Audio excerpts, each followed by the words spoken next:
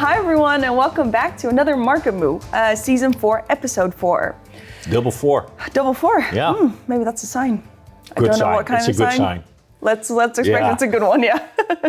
So Jurgen, let's start with milk production, and there's also some developments on animal diseases. So maybe we can just go east to west, cover the various areas. Good. Yeah. Well, if we go from east to west, and we are talking about milk production and animal diseases, then there's some foot and mouth disease in the news in China. Mm-hmm. Of course, the raw milk price, the local milk price, have been dropping for years, and it's pretty low. But now it's bumping up because there are rumors on foot and mouth disease. But there was actually a case. There were cases, okay. But how, then the question is, hey, is it well contained, et cetera, is it going to spread and everything? And it's a bit difficult to call that from behind the desk in Europe when you're talking about Chinese statistics. Yeah, okay, fair enough. But that's happening over there, and it's leading to increases here and there on prices. Mm-hmm. Okay. So that's something we can watch. Yeah. That's China. Can I just continue on China? You can just continue on China. Okay. You can do whatever you want, Jurgen. All right. Oh, that's nice. Should have known that in the past 4 years. No. The question that I've been asked is, hey, imports, skim milk powder, whole milk powder, what's up with China? And we're not too positive on Chinese skim milk powder imports. We've been saying that in past episodes as well, because domestic consumption on yogurt, also infant formula, isn't that great in China. They do have local production, so that also limits the S&P imports that you would want to have. As opposed to whole milk powder imports, we're a bit more positive on those. Yeah. Because of the need for China. Because a lot of people are looking at Chinese stock levels that are being reported, and et cetera, et cetera. And then you could see, hey, the stock level in S&P is rather low. Wouldn't that mean a lot of import in China of, for example, New Zealand skim milk powder, et cetera? But yeah. Not really the case. No, not yet. Also because of local production. And you don't need that much stock if it's for infant formula, for example, because that need is low. Okay, yeah. Well, and you briefly mentioned New Zealand, so maybe we move to New Zealand. Yeah. So milk production? Technically, that's further east. Fair point. Okay. But they had a February report on milk production, which was really strong. March should also be positive. The entire season has been positive.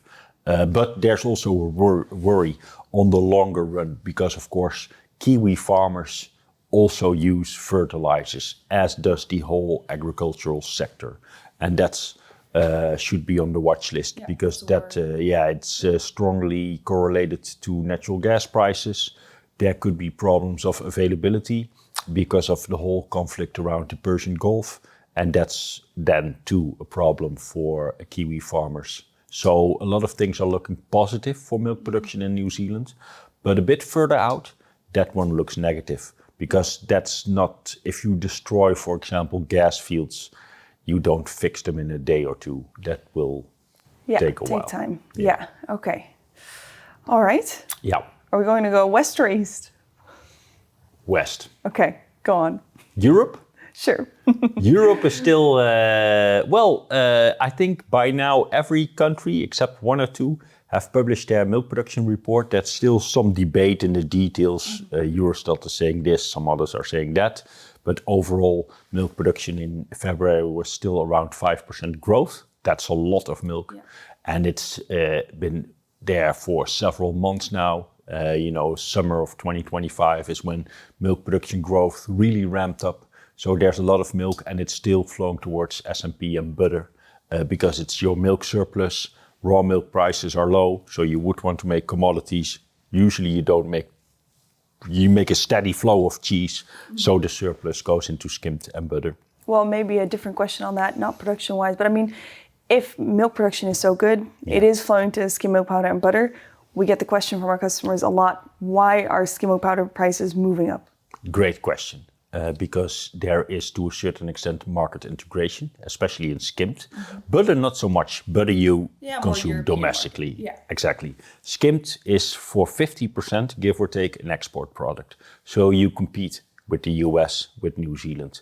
New Zealand is currently going towards their winter, so they're out of season. Their production is getting lower and lower, and they're out of the market for a few weeks or months. So that saves you a competitor. They're out.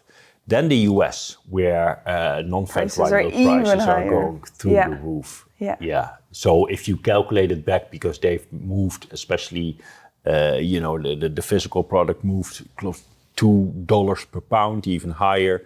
That's $4,500 per ton. That's really high. That's crazy. Yeah. Yeah. So all Europe has to do. Why would Europe move down? If the other competitors are higher or non-existent at the moment. Exactly, and the entire world is looking at Europe for their need for S&P. So Europe moves up accordingly and stay below the US because that's how we keep our market share high because our production is also going through the roof. And if we didn't have so much exports and a high market share, then our stockpile would be even bigger. Now I think if I calculate it, we produced, I think, 120 kilotons more S&P in the past 6 months compared to, the year prior. So there's growth. Just quite a bit. Quite a bit. Yeah. Really strong number. But the exports grew 95 kilotons in the same period. So there's some stock building, but not that much because you have strong exports. So Europe wants to stay below American prices, but the American prices are record high. Yeah. Because you could look at the spread between the derivatives and the physical product, etc. That's also really high within the US. So it's saying, hey, there's not enough physical product available in the US to fulfill the short-term needs. And one of the reasons could be because a lot of people are debating it and have question marks, etc. I was surprised in sort of a neutral way, even though that sounds weird, by the USDA report from February. I expected a huge domestic utilization number, for example, and it was higher, but not that high. And production was even revised upward. So there was production. It wasn't high, but it was not. But the milk production or this is the skim milk powder? Skim milk powder, non-fat dry milk, So it's still not really in the balance sheet, but we know that a lot of milk is flown towards ultra-filtered, towards cheese plants to produce high protein whey, stuff like that. So the value of your milk protein is increasing. And that could also be an explanation for these really high US non-fat dry milk prices. Yeah. Milk production there still is positive. And that's the whole surreal part. Milk production is still going through the roof. Still very good, but prices are increasing, having an effect on the farm gate payout further out as well. So that's a positive for European, American and Kiwi farmers. On the longer run, you are a bit worried about the fertilizer cost and the energy cost, and that could, crush your margin as a farmer and lead to shortages here and there in milk production. On the other hand, the whole Persian Gulf crisis leads to, worries on the economy. Costs. Yeah. And on the animal diseases, US and Europe, US has been rather quiet on that side. Yeah, true. Yeah. And the South America has now reported in Argentina, what are they called? Are they called? Something with an S. Yes. What was it called? Not scabies. Are they scabies? They have a small animal disease. Oh, I forgot the name as well. Yeah, and it's not per se a problem for bovine. I think it's more a problem for sheep. But the problem for the dairy sector in Argentina, which is a significant dairy sector, is that they cannot say that they are clean of this disease, and therefore it leads to issues exporting, for example, as you pointed out to me, to Algeria. Mm-hmm. Yeah. So it's something to watch, see if they can solve that in the foreseeable future, because that will limit exports otherwise. Yeah, and in Europe, there are some diseases on the radar. There's still, as lumpy always, skin disease. Yeah, in France, some blue tongue. Blue tongue, indeed. In Poland, it's still on my watch list, but it doesn't have that much impact yet. Yeah. So stuff like that. Yeah. Currently, no foot and mouth disease in Europe. No. Okay. No. Okay. So bits and pieces. Not of as other far as I diseases. No. Okay. Let's hope it stays that way. Yeah. And would you like to say something about? I mean, you mentioned the S&P and whole milk powder demand in China. Mm-hmm. Is there anything you'd like to say on the demand globally? What you're seeing there? Yeah. I have been positive on Southeast Asian import demand. Hypothetically, I still am. But there are a few countries in that regions that are exposed to the Persian Gulf conflict more than others through their oil reserves, and that could lead to inflation in these countries. And you know, for them, dairy products are sort of a luxury. Yeah. So whenever there's inflation, usually that affects the import demand. But it also depends on how long will this conflict last. Yeah. So if I take the conflict outside of the equation, because I could do anything I wanted in this podcast, exactly. then there you go. I would be positive on Southeast Asian demand and yeah. more or less neutral for the rest of the world. Yeah. We know that the import demand in the second half of last calendar year has been quite well. Yeah. And better and etc. So yeah. Okay. Well, to end this episode, instead of doing our usual bulls and bears, could you highlight like 3 main things to watch? I'm guessing the Persian Gulf conflict situation is the top one. Of them. Yeah.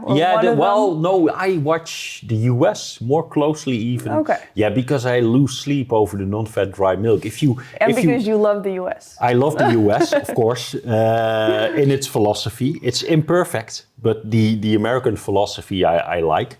I like my freedom. No, but if you, for example, forecast or look at all the historical data, as I tend to do, and try to calculate, hey, what's a valid price going forward, etc., then what's currently going on the US non-fat dry milk is affecting the entire milk protein complex. That's one. So it affects European prices as well. If it affects European prices, it also affects Kiwi prices, and it has its effect everywhere. Yeah, it's like a knock-on effect. And you still can debate, hey, is it a short squeeze or is it something different? Is it in your non-fat dry milk balance sheet? Will it pop up in the March USDA reports, etc.? And it also disrupts your entire historical, track record. So that keeps me awake at night. And what's going on in the US in non-fat dry milk prices affects everything. So that would be top of my list. The Persian Gulf would be there too. Mm-hmm. But that's, you read something else every day. There's a different approach on the Persian Gulf conflict. Yeah, it's just very much of a question mark how that's going to develop. I said, it's still an imperfect country, as is every country, the US. But so I cannot lose sleep over it because it's not in my control at all. And one more. Yeah, to one watch? more. Animal diseases, milk production.